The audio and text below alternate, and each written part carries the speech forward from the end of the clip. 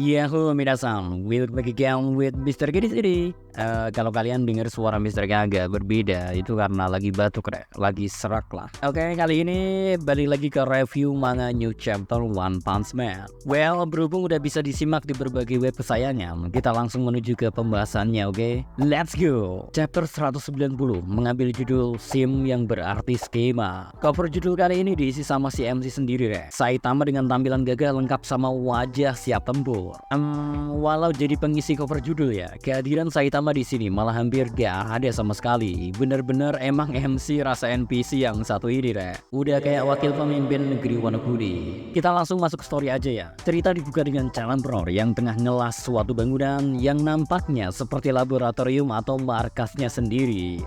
Sambil bekerja, Chalampror sambil sambat juga terkait berbagai fenomena yang ada, khususnya soal asosiasi pahlawan. Ya, Chalampror ini udah di tahap benci pakai banget ke asosiasi, karena semakin Chalampror nyari tahu ya, semakin ia paham kebusukan asosiasi, Ia pun udah gak mau percaya lagi sama Dr. Bovoy yang selama ini udah jadi kayak semacam mentor buat Chalampror. Maka dari itu ya, Chalampror bertekad ia bakal menyelesaikan semuanya sendiri serta mau melampaui asosiasi pahlawan termasuk Dr. Bovoy. Gak lama kemudian, Chalampror menerima pesan dari Zombie Man yang sedikit memperbaiki mood, soalnya Zombie Man mau beliin Chalampror milkshake juga. Keduanya membuat janji buat ketemu setelah Chalampror sekolah. Walaupun Chalampror udah kelewat pinter sih, masih rajin sekolah juga dia. Kadang yang tuaan dikit sekolah, gak pinter-pinter banget, bukannya belajar, yang bener malah ikut tawuran. Oke, next, pertemuan keduanya pun terjadi. Seharusnya ya, mereka berdua kayaknya mau berdiskusi soal keadaan asosiasi. Terlihat dari omongan berat Zombie Man soal kapabilitas, serta solusi untuk meringankan tugas Chalampror. Tapi Chalampror kedistrak masalah lain, yakni soal masalah teman-teman sekolah ngejek doi pakai nama pahlawannya. Zombie Man menganggap itu masalah sepele terus abaikan aja. Tapi gak buat Chalampror, baginya itu memalukan. Kalau dari translate bahasa Inggris sih keren ya, tapi perlu kita ketahui bahasa Jepang punya keunikan, di mana satu kata biasanya punya berbagai makna tergantung konotasi atau penulisan. Begitupun Chalampror yang kalau di dalam bahasa Jepang ya itu dilafal dote. Nah, rupanya ya kata dote punya arti lagi dalam bahasa Jepang yang berarti virgin alias perjaka. Mengingat pikiran Chalampror lagi banyak ya, distraksi kecil kayak gini bikin doi jadi gampang baper. Mungkin faktor lagi puber juga ngaruh sih. Maka dipenuhi rasa emosi, Chalampror meninggalkan Zombie Man begitu aja sambil melampiaskan kekecewaan dirinya yang membenci orang dewasa. Sempat memanggil nama aslinya, Zombie Man tak bisa menghentikan bocil yang lagi pundung itu. Zombie Man juga memahami semisal Chalampror udah sebat alias stres berat. Tujuan Zombie Man pun berubah.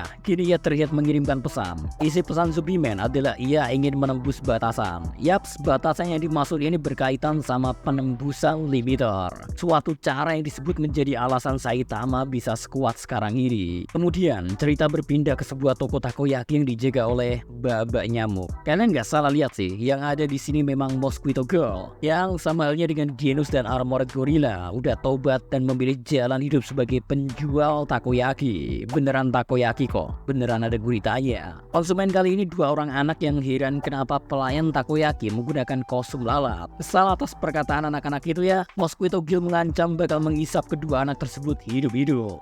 Tak lama kemudian, jelek ada tusukan dari Armored Gorilla, yang mana itu suntikan tadi bermaksud untuk mengisi asupan darah Mosquito Girl supaya dapat terus hidup. Diperlakukan secara kurang menyenangkan, Mosquito Girl protes, tapi Armored Gorilla berdalih itu masih lebih baik daripada Mosquito Girl harus menghisap makhluk hidup. Aduh, gini emang candaan duet One dan Murata Sensei, agak sus dikit tapi gak apa-apa sih. Armored Gorilla pun protes ke Dr. Genos agar kantung darah Mosquito Girl segera dibuat. Dengan enteng, Dr. Genos memberitahu untuk tahan aja, karena kantung darahnya masih diinkubasi. Dari kalian mungkin masih banyak bertanya-tanya, kenapa Mosquito Girl masih hidup? Wah, jawabannya ya, yang Saitama tepok dan hancur berkeping-keping, rupanya cuman kantung darahnya aja. dada, sedangkan tubuhnya terpental entah kemana. Buat lebih jelasnya, ini terlihat kok di manga chapter 6. So, nampaknya Mosquito Girl dibantu oleh Dr. Genos supaya pulih kembali, tapi buat kantung darahnya masih butuh waktu untuk seperti sedia kala lagi. Nah, di tengah suasana layaknya keluarga cemara, tiba-tiba Zombie Man datang. Ia menceritakan soal adanya sosok yang telah mengalahkan monster Garo dengan 1 pukulan. Meskipun baginya itu suatu yang tidak masuk akal mendengar cerita itu dari Demon Cyborg, namun ia mengingat kalau Dr. Genos pernah bercerita soal seseorang yang telah melepas limiternya. Dr. Genos pun mengkonfirmasi akhirnya Zombie Man bertemu orang itu. Zombie Man langsung to the point kalau ia ingin segera melepas limiternya dan meminta bantuan Dr. Genos. Permintaan ini ditanggapi positif oleh Dr. Genos sembari memanggil Zombie Man dengan nomor 66 yang sepertinya menjadi kode name ketika Zombie Man masih menjadi bahan eksperimen Dr. Genos. Dr. Genos melanjutkan bahwa di bawah toko takoyaki ini ada ruang bawah tanah dan Dr. Genos mau menunjukkan sesuatu yang menarik kepada Zombie Man. Sayang, fokus kita berpindah ke markas asosiasi pahlawan. Ada pembicaraan antara Snack dan staf asosiasi pahlawan membahas mengenai pembunuhan di ruang bawah tanah yang diduga ada keterlibatan monster karena hanya menyisakan tulang belulang. Sebab itulah ya, kasus ini diserahkan ke asosiasi pahlawan melalui Snack untuk diselidiki. Snack pun bakal menerima komisi dari penyelidikan itu. Saat selesai rapat, Snack kebetulan berpapasan dengan Child Emperor yang mengemas barangnya untuk sepenuhnya meninggalkan markas asosiasi pahlawan. Child Emperor pun bertanya, apakah Snack diberi tugas untuk menyelidiki kasus pembunuhan ruang bawah tanah? Well, ketika Snack dipenuhi rasa penasaran soal kenapa ini bocil bisa tahu, sang bocil malah ngamuk dan gak kepengen dipanggil Child Emperor lagi.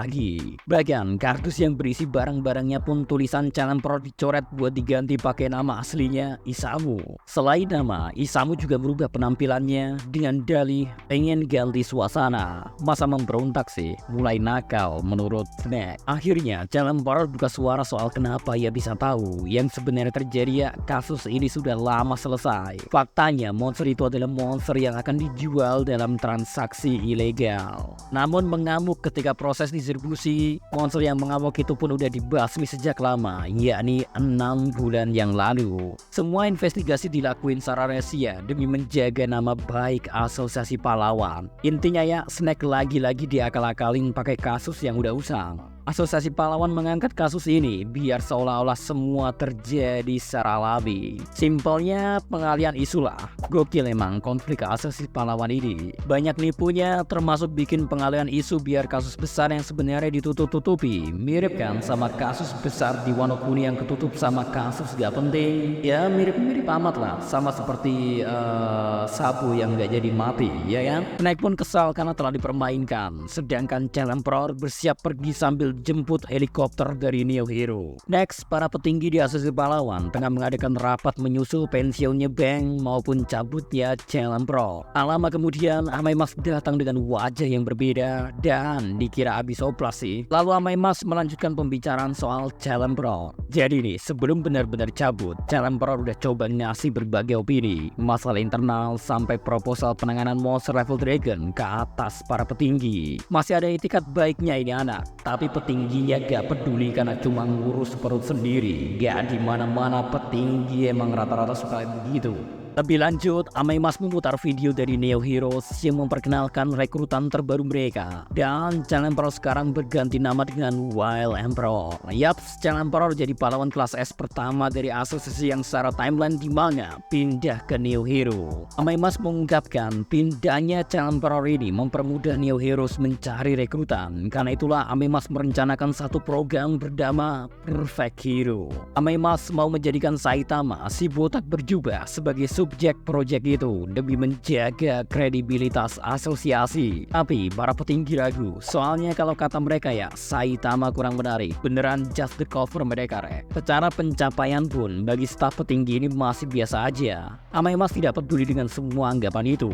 Ia juga menjelaskan bahwa ia telah menjalin banyak koneksi agar proyek ini berjalan dengan lancar, serta meminta para petinggi ini gak jadi beban. Dan fakta terungkap ya, di akhir-akhir chapter di bagaimana McCoy rupanya adalah pengkhianat di asosiasi pahlawan. Karena ternyata dia dari Neo Heroes. Dan soal project Amai Mas ya, McCoy sepertinya udah tahu semisal Amai Mas juga monster. Sehingga niat jahatnya mau mengungkap latar belakang Amai Mas di waktu yang tepat, biar Amai Mas diburu sekalian sama Neo Hero. Pinter juga nih orang mengangkat nama baik Neo Hero sembari menjatuhkan asosiasi pahlawan. Rumput tetangga memang lebih hijau, tapi gak berarti lebih bagus ya. McCoy juga ngasih tahu semisal banyak orang di luar sana yang semisal punya jabatan besar, ujung-ujungnya cuman mau muasin kepentingan kelompok dan pribadinya aja, bukan kepentingan publik. McCoy juga mengincar jabatan seperti itu. Dan menjelang akhir ya, McCoy terlihat berbincang dengan sosok di telepon bernama Ryumon.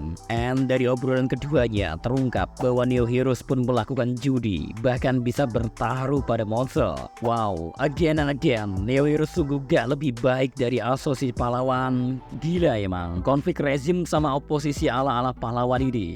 Emang udah paling bener niat Saitama gak mau pindah, cuman pindah masalah aja. Chapter pun ditutup dengan Ryumon dari Neo Heroes semakin tertawa puas. Terus ada 5 siluet pahlawan yang kayaknya gak butuh waktu lama lagi buat kita tahu siapa mereka sebenarnya. So itu dia terkait review chapter One Punch Man yang terbaru. Maaf Mr. G suaranya seperti ini, tapi kalau Mr. G tunda-tunda juga gak tahu nih sembuhnya kapan. Oke? Ya anggap aja suara keren lah. Keren dari mana malah mengecil gitu kok. So see you next time. Adios segala belos. Stay safe everyone. Salam Adi Beria.